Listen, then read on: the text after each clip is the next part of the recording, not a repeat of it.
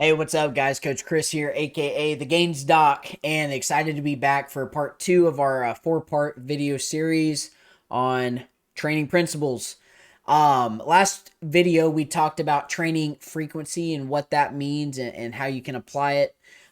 This week we are moving on to a really important topic, and that is the topic of training specificity. So, training specificity, what is it? Um, this might be the easiest one to understand. Training specificity refers to the specificity that is applied to your training variables. And we're going to look at some examples of what those training variables may be on the next slide, because we're going to look at a real example comparing two different types of athletes.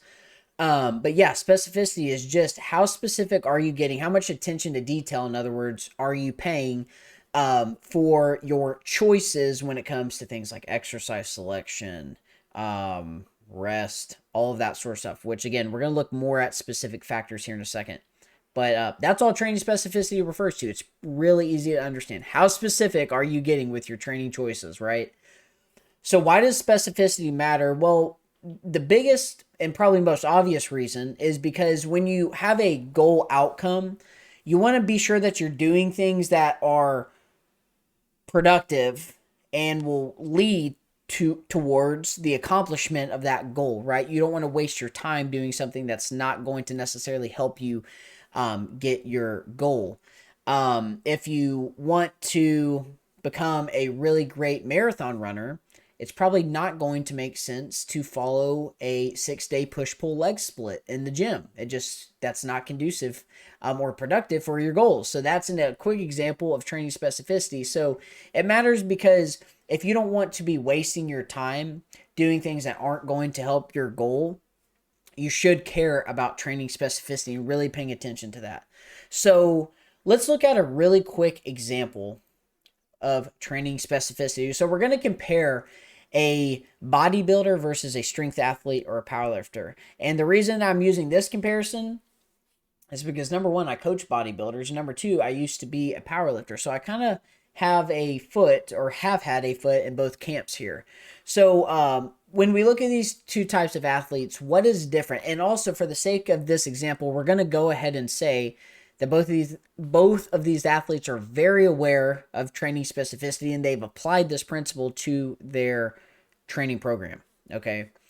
So first, let's look at training volume. What's going to be different? So the bodybuilder obviously knows that volume is one of the key variables that's going to drive hypertrophy. And if, for some reason you don't know what the main goal of a bodybuilder is most of the time, it's to gain muscle. And so that bodybuilder is going to have a much higher training volume in the big picture.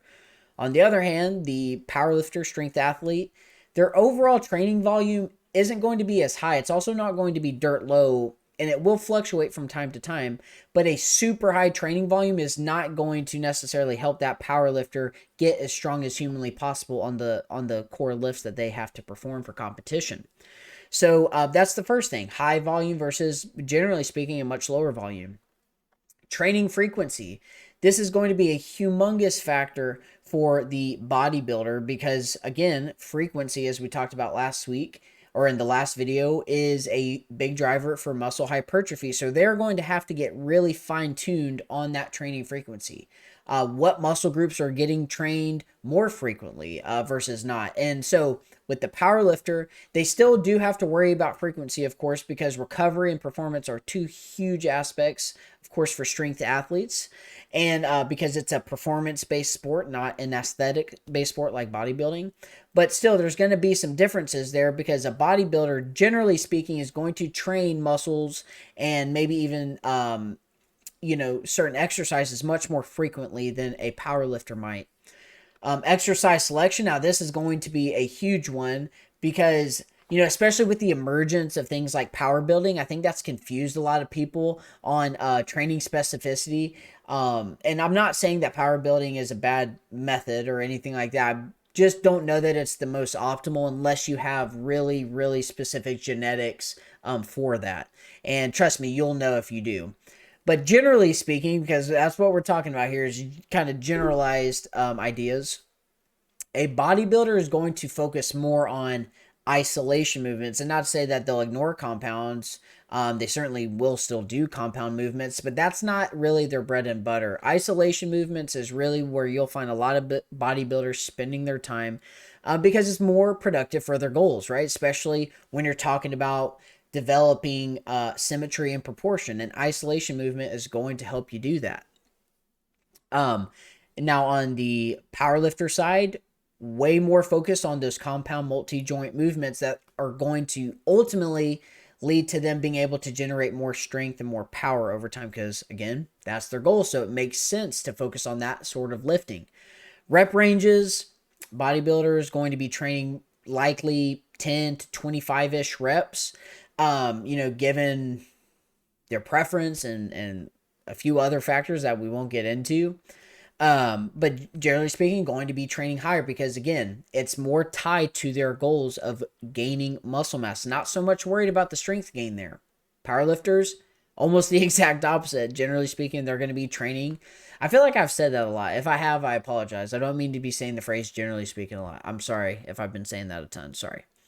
But powerlifters will be lifting in a lower rep range on average compared to a bodybuilder because it's what's productive for their goal. And then finally, I had a cardiovascular training in here, but I feel like this one's kind of obvious. I don't know about you guys, but I don't see a ton of powerlifters just doing hours and hours of cardio. And that's for good reason. It's because it's not going to help them get a stronger deadlift if they spend an hour on the step mode. I'm not saying that powerlifters should never do cardio. Whenever I did powerlifting, I did a little bit of HIIT cardio and I did a little bit of steady state cardio, but that was primarily for my heart health. I really wasn't doing it for the performance, hoping that it would add to my performance. Bodybuilders on the other side, cardio has a really big impact on their ability to lose fat. So if you're looking at a competition, cardio is going to be a huge, huge role. But you won't see a lot of power lifters doing loads and loads of cardio, as to where for a bodybuilder, you're going to see them doing cardio pretty much year round, especially if they know what they're doing. Now that cardio is going to change, of course, but they're going to keep it in their program. So some closing thoughts here. Training specificity, it can and it will always change based on your goals. And hopefully you've realized by this point, goals will change throughout your fitness journey. Sometimes you may be more focused on strength. Other times you may be more focused on growth or fat loss. And that training specificity will change. Now, I'm not saying it's going to completely change each and every time. Sometimes, specific aspects can cover a wide range of goals. But always be mindful of the fact that that specificity to your training will need to change as your goals change, especially when these goals are really, really different on the spectrum of kind of what you can accomplish fitness wise. Specificity, it may look different. Now, this is really important, so pay attention to this one. It may look different for the same goal, but under different circumstances. And what I mean by that is you could have two people side by side with the same exact goal, but their specificity to how they approach their training may be different due to genetics, outside factors such as schedule, things like that, nutrition. It could look different. So it's really important not to copy and paste just because you see someone doing something that has a very specific program. It's not always wise to just copy and paste what they're doing, which leads me to my last point. This principle of training specificity and really dialing in these variables is this is why batch and blast programs don't deliver the best results. Now, I'm not saying by any means that batch and blast programs, and what I mean by that is like a generic program that's pre-written and not personalized.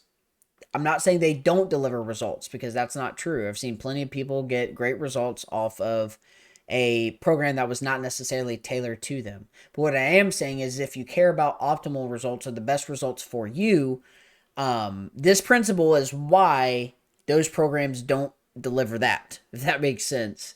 And so it's really important, guys. Once you have your goals written down, do your research and figure out what specifics in terms of the variables need to be addressed in order for you to get the most bang for your buck and get you to your goals quicker and allow you to maintain those goals or your progress, I should say, in the long term. So that's going to do it for this video. I hope you find this helpful, a helpful refresher if you've never heard, or if you have heard of training specificity. Hopefully this was a helpful refresher for you. If you've never heard of it, hopefully this opened your eyes and made you realize there are some things that you should be considering when you're looking at your training program and making those sorts of choices that could impact your results and progress. So until I see you guys next week, we will hit video number 3 on our 4-part series. If you're not already, please consider dropping a subscription, especially if you've enjoyed my education content in the past. There's a lot more to come on this channel. Until I see you guys next time, stay healthy and God bless.